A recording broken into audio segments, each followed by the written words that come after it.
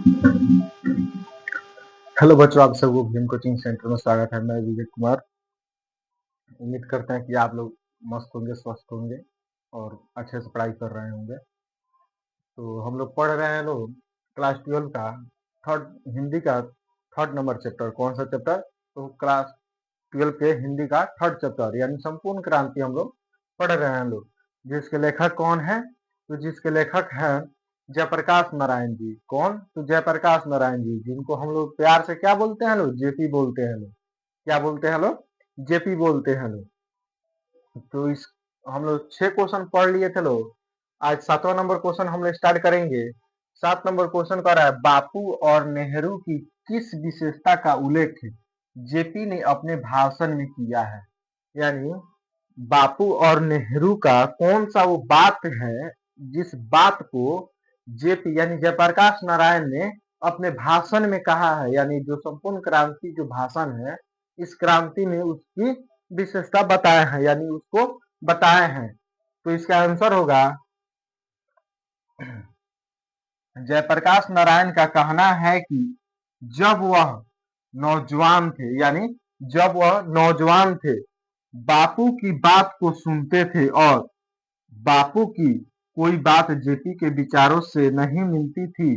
यानी जब नौजवान थे, यानी जब हम लोग की उम्र में थे, यानी जब वो जवान थे, उस समय बापू की क्या बात को, बापू की बातों को सुनते थे कि बापू क्या कह रहे हैं।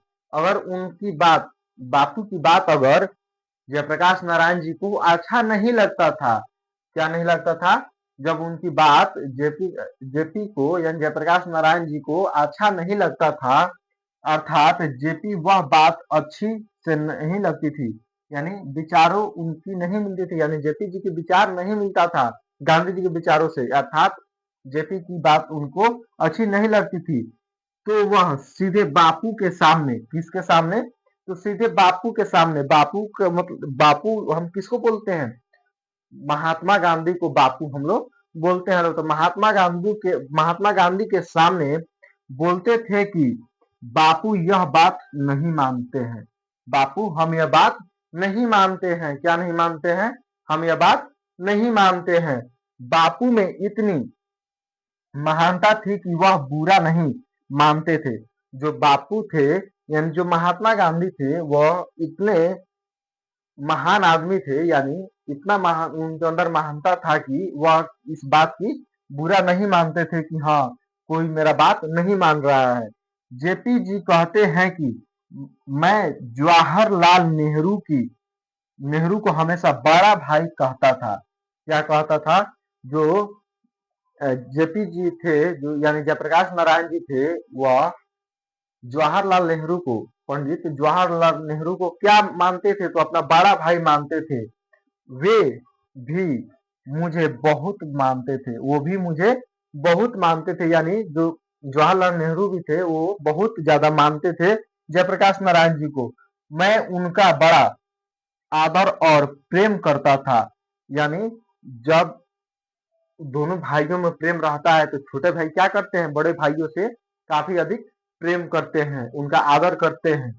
नेहरू जी का भी बड़ा स्नेह था। नेहरू जी का भी क्या था? जेपी जी से काफी स्नेह था।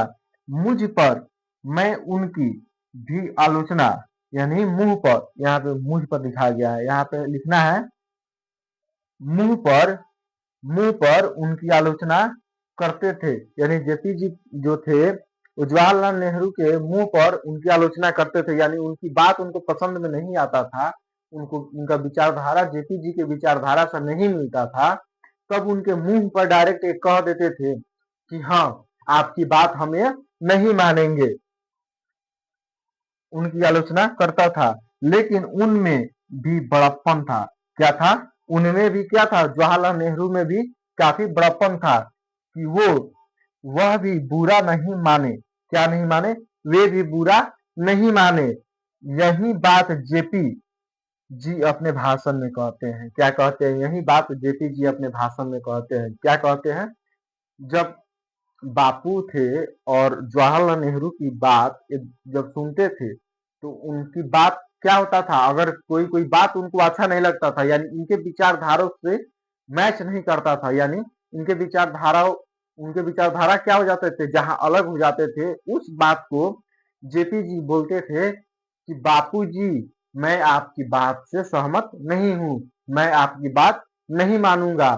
सेम उसी प्रकार जब जवाहरलाल नेहरू का भी जब भाषण सुनते थे, उनका बात सुनते थे जेपी जी, तब उनसे भी बोलते थे, अगर कोई बात उनको पसंद में नहीं आती थी तो सीधा जवाहरलाल नेहरू के मुंह पे जवाब दे देते थे कि हम आपका ये बात नहीं मानेंगे, आपका यह कार्य हमको पसंद नहीं आया है।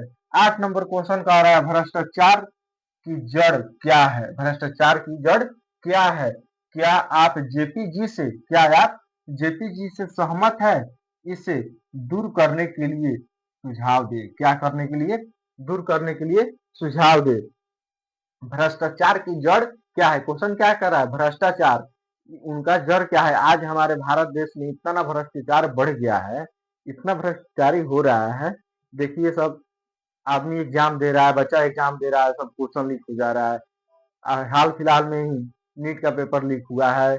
जो सीबीएसई बोर्ड से 12 का एग्जाम दिए थे लोग, उन लोग का रिजल्ट बहुत गिदरिंग आया है। उनका भी कुछ इसी तरह प्रकार है, एसएस का, एसएसजीडी का उसी तरह है। आज हमारे भारत में काफी अधिक भ्रष्टाचार हो गया है, घूस दीजिए सब काम हो जा रहा है। तो वही इसमें भी क्वेश्चन कह रहा है, भ्रष्टाचार की जड़ क्या है? क्या आप जेपी जी के बात से सहमत है?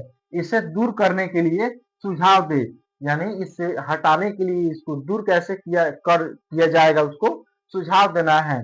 भ्रष्टाचार की सबसे बड़ी जड़ चुनाव है। क्या है? भ्रष्टाचार की सबसे बड़ी जड़ क्या है? तो चुनाव है। क्या है? तो चुनाव है।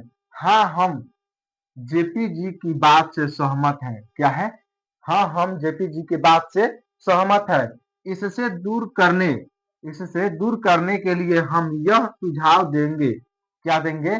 इस भ्रष्टाचार को दूर करने के लिए हम यह सुझाव देंगे कि चुनाव में प्रचार प्रसार करने के लिए जो भी पैसे खर्च होते हैं, क्या चीज करने के लिए? तो प्रचार प्रसार, यानी देखते हैं सब कि जब इलेक्शन होता है तो उस समय काफी जोर शोर से प्रचार किया जाता है। कोई गाड़ी से प्रचार करता है, तो कोई कोई नेता अपना कैंप लगा लगा प्रचार करता है, कहीं कहीं पे जाके भाषण देता है। ये सब क्या चीज कर देना चाहिए? तो खत्म कर देना चाहिए। जो भी प्रचार प्रसार में जो पैसा लग रहे हैं, ये कहाँ पे लगना चाहिए? तो गरीब आदमी की पैसों, इस पैसा का कहाँ इस्तेमाल होना चाहिए? तो गरीब आदमी में। कहाँ पे? तो गरीब आदमी में उससे कम किया जाए, तथा गरीब से गरीब व्यक्ति को चुनाव में आने की मौका दी जाए। क्या दी जाए? यहाँ पे प्रचार प्रसार जो होता है, उसमें जो पैसा खर्च होता है उसे कम किया जाए, तथा गरीब से गरीब लोग जो है वो क्या करे? तो राजनीति में उतरे, चुनाव लड़े, तब हमारा देश क्या हो सकता है? बदल सकता है। जैसे आज हाल फिलहाल में ही 6 जून को देखिए कि जो दिल्ली में है जंतर मंतर, वहां पे प्रदर्शन होने वाला है। जो हमारे एक आया है नया पार्टी सीजेपी। कौन सा नया पार्टी आया है? तो सीजेपी। सीजेपी पार्टी आया है। इस पार्टी का फुल फॉर्म है कॉकरोच जनता पार्टी। क्या फुल फॉर्म है? तो कॉकरोच जनता पार्टी इसका फुल फॉर्म है। ये जो सीजेपी आया है, हम लोग को, भारत के युवा को, एक वकील है, कोई जज है शायद, वो जज बोले हैं कि भारत की युवा कॉकरोच है। क्या हम लोग कॉकरोच है? नहीं, हम कॉकरोच नहीं है। हम ऐसे आदमी हैं, हम जेपी के धरती से निकले हुए हैं। अगर आप हमको चिंगारी दीजिएगा तो जेपी जिस तरह पूरा आंदोलन करके पूरा भारतवर्ष को बदल दिए थे, उस तरह हम लोग भी पूरा भारत का यूथ, जितने भी अभी लोग हैं, युवा है, सभी लोग 6 जून को क्या करने जा रहे हैं? तो वहां पे प्रदर्शन करने जा रहे हैं। कहाँ पे? तो दिल्ली में जंतर मंतर में। हम लोग को कॉकरोच बोला जा रहा है। हम लोग पढ़ रहे हैं तो पेपर लीक हो जा रहा है। बताइए कितना बच्चा वहां पे जान दे दिया सब। 6 जून को जंतर मंतर में क्या हो रहा है? तो वहां पे आंदोलन होने वाला है। जो अमित नाम अभी अभिजीत नाम के कोई एक व्यक्ति हैं, जो इस पार्टी को डिजिटल, यानी डिजिटल तरह से इसको प्रस्तुत किए हैं। इस पार्टी को, ये पार्टी कोई पॉलिटिकल पार्टी नहीं है कि हाँ यहाँ पे इलेक्शन लड़ेगा, वहां पे इलेक्शन लड़ेगा, ऐसा कोई बात इस पार्टी में नहीं है। इस पार्टी का उद्देश्य है कि हम अपने थ्रू यानी सोशल मीडिया के थ्रू अपना काम किसी से कराए। सोशल मीडिया के ही थ्रू उठा था, जो हमारे शिक्षा मंत्री हैं उनका इसी मांग रहा लो, क्या बोलते हैं, रिजाइनिंग उनका मांग रहा है लोग। रिजाइनिंग अगर वो दे देते हैं तो प्रदर्शन नहीं होगा, अगर रिजाइनिंग नहीं देते हैं तो प्रदर्शन होगा। ये हमको ऐसा लग रहा है कि जिस तरह नेपाल में आज से कुछ दिन पहले 2025 में हुआ था, सेम हमको लग रहा है कि अब वही हमारे भारत में भी होने वाला है। जंजीम यहाँ के जग चुके हैं, यहाँ के युवा जग चुका है। अब यहाँ पे जात पात धर्म के नाम पर यहाँ पे नहीं बात हो रहा है, यहाँ पे बात हो रहा है एजुकेशन पे, गरीबी पे, पढ़ाई पे, कहाँ पे कौन सी कमी है, विकास पे बातचीत हो रहा है। अब यहाँ पे कोई भी धर्म जाति इस सब का बातचीत नहीं हो रहा है। तो चलिए, इस क्वेश्चन पे थोड़ा सा यहाँ पे बात आया है तो हम बोल दिए हैं। हम ऐसा नहीं है कि हम किसी पार्टी को इस पार्टी को सपोर्ट करते नहीं। जो विकास का बात करेगा, जो हमारे लिए बेहतर शिक्षा की बात करेगा, रोजगार की बात करेगा, हम उसको सपोर्ट करते हैं। ठीक है, तो देखिए 6 जून को क्या हो रहा है वहां पे।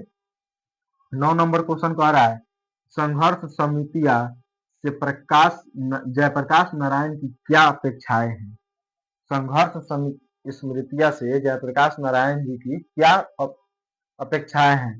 संघर्ष समितियों से जयप्रकाश नारायण जी की यही अपेक्षा है थी कि उनका काम केवल शासन से संघर्ष करना नहीं है।